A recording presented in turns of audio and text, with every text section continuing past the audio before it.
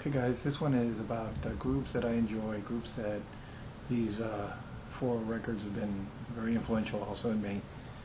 They are groups that maybe aren't that popular. Unfortunately, some of them are legendary probably, but you know, they never gained that mainstream acceptance. Maybe had a couple of hits or one hit if they had a hit. Not all these bands are, of course, like I said, mainstream bands to this day.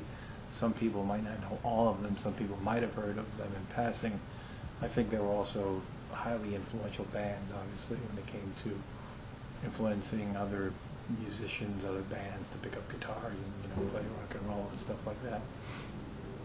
So, with further ado, I'm going to start with this band, which is from the Seattle, Washington area. Seattle, Washington State area. They had a hit that was banned. It was banned because people couldn't decipher the lyrics of them. So most of you guys know who I'm talking about. Even they said there was an FBI investigation of the time in the early 60s on them. A great song, obviously. It spawned many people who cover the song in parties and weddings and all that stuff. And for a very good band, actually I would have to say with the Sonics, another band from that area, two of my favorite, you could say quasi-underground bands or underground bands. Well, the Kingsmen, Locos Records, Louie. That one, this is the first person in stereo. The mono edition, I'm sure, must be worth a pretty penny. This is a great album to have. Not only Louie, but Twist and Shout, Mashed Potatoes, Long Tall Texan, Fever, The Waiting, Night Train. A lot of great songs. This band was a great band. I don't know if the Kingsmen to this day, if there's whoever's left who was alive, if they're still recording or whatnot. Nice album. The album's in pretty good shape. Rarely show albums, but this is a wand one. It's in very good shape, the album, and really great band. The Kingsmen, always enjoyed the songs. Not only Louie, a lot of great songs on this album. Another band, American band, actually. This band has also covers like a Summertime Blues of Eddie Cochran was a quasi-hit for them too. Parchment Farm, also a good cover. Rock Me Baby, and their songs. Blue Cheer, that I never can pronounce this right. Incebus Eruptum. This album is definitely a precursor to today's hard rock or metal, and they were ahead of their time also. I think sonically it predated Sabbath for a couple of years. Their style was, loud and rocking and very cool also. Owsley Stanley, there's a reference to one of the guys from OST's stuff. Great album also on Philips stereo first press. Of course, always the annoying person who writes on it. This is another album to have. If you guys are into heavy metal, hard rock, you should listen to Blue Cheer. Another band that I would say is pretty much underground. Never really hit it big. This is their only, I know, album that was a big seller or moderate seller, probably not that much. I haven't checked the stats on them. But great covers, Summertime Blues, Eddie Cochran, I'm sure would be proud of here. That have revved up hard rock and heavy metal-ish type version of it, proto-heavy metal type version of it. After that, another group who, an American group, they're all, seems like American bands today. This is a band formed in Detroit, very political when they came out. Always were political. Hairdo had the singer had the afro hairdo on himself, and great band though. Another proto-metal band, proto-punk, proto-metal, predated metal and punk by years. Really underground. Everybody knows about them, but not many people own all their records. I have just one of them, records. They've released like 4 or 5 albums at least, maybe 6. Not much. They disbanded, but there's some great YouTube videos out there, guys, to see of them. I'm talking about the MC5 and Kick Out the Jams. This is the second press. This doesn't have the deleted brothers and sisters, with the motherfucker thing on them. But I don't know, I might have that motherfucker. I think I have 2 versions. This is the one, of course, it's featuring their smash hit Kick Out the Jams. That's where automatically this is not a first pressing with the deleted intro of Kick Out the Jams. Live album at the It was Aragon Ballroom.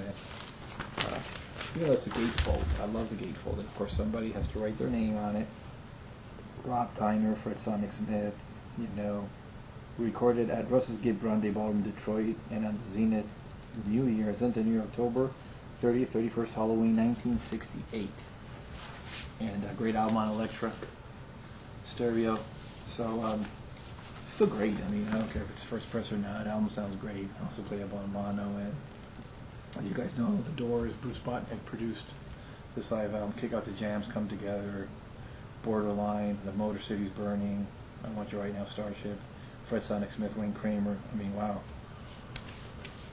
Love the back cover also. And when you open it, you know, they're the guys. Kick Out the Jams. Brothers and Sisters is, as you know, the clean version here, if you want to call it clean version. Censorship to me sucks. I mean, you listen to it the way it was recorded. And if you don't want to buy it, don't buy it. Why censor it for me? I don't want it censored. I want to listen to it the way it is. And, you know, if not, I don't want it. I mean, I remember 20 years back, I was into hair metal, and Warrant came out with Cherry Pie. And for some reason, at the time, I was living in Chicago, and I went to one of these record stores, and I got the band one, and I took it home. I listened to it. I brought it right back the same day, an hour later, and I said to the guy, "This is a piece of crap. I want the other one." And he didn't object either. I was like, "Why would you sell this?" And it wasn't Walmart. It was just one of these, you know, regular record stores who sold that. And I got pretty offended by that because I said, "Look, if I want censorship, I'll censor myself. Music, I don't want to censor it. I'll listen to what I like, and if I don't like it or find it demeaning or offensive, well, I won't buy it. I won't listen to it. What's demeaning and offensive to you might not be demeaning and offensive to me." I told the guy that at the record store, and he was, "Yeah, I agree with you, man." I said, "Well, then don't sell them." But of course, it's a business. Okay, enough of my ranting. One more record I have by another U.S. band. This band definitely is underground. I mean, it influenced many people. Actually, one of the big fans of them back in the day is Eddie Van Halen. And the group is The Seeds. The guitar player and leader Sky Saxon died recently, a couple of years ago. He was 70, 71. Great band, very underground, psychedelic, hard rock-ish, their own style. They released 2 or 3 albums. This one had their, you want to call it, even though it says hit single, Pushing Too Hard on the stereo. Another great album, The Seeds, Sky Saxon and Company. This album really had great songs. I mean, it had Can't Seem to Make You Mine was a great song. Almost all of them were penned by Sky Saxon himself. Yeah, basically, You Can't Be Trusted is a very good song. Try to Understand, of course, Pushing Too Hard is. Falling in Love, I mean, guitars, lead, rhythm, 12-string, piano, organ, melodica. Sky Saxon, great musician, very underrated. He also played bass on it and a harmonica. This is a great band. I mean, Sky Saxon definitely kind of, what's the word to use, the eccentric fellow. But a great band, very obscure. I think to this day, very obscure record. I mean, people have this in their collection, but it's not that many. I highly recommend you get The Seeds.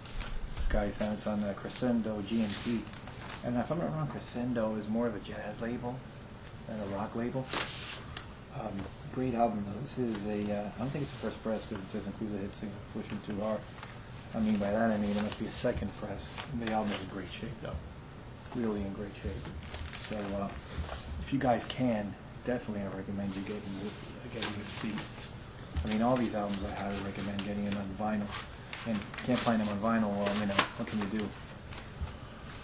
Get them on CD or an MP3 download, which, yikes, sorry to say MP3 downloads, I know. I'm guilty of owning a Sony Walkman MP3, which, you know, to me the sound is pretty good for an MP3. I know it's an MP3, it's not vinyl, it's not worn. And yes, guys, you don't have to convert me on vinyl versus CD or MP3 because 1,550 records, maybe 400 CDs. So, you know, records beat CDs by a long shot in my book also. Sometimes CDs are, you know, an evil necessity, if you want to call them, or, well, you know, some CDs that you can't get the vinyl. They have obscure things or, you know, collector things. So I hope you like this collection. I set up a collection of these 4 albums, and they were, for me, influential. You guys can post, you know, a video response on what your albums are of groups that were influential, kind of underground in a way. never were big platinum sellers and all that other stuff. So this is Loco. Hope you have a great day today, man. And peace to all the vinyl community love out there.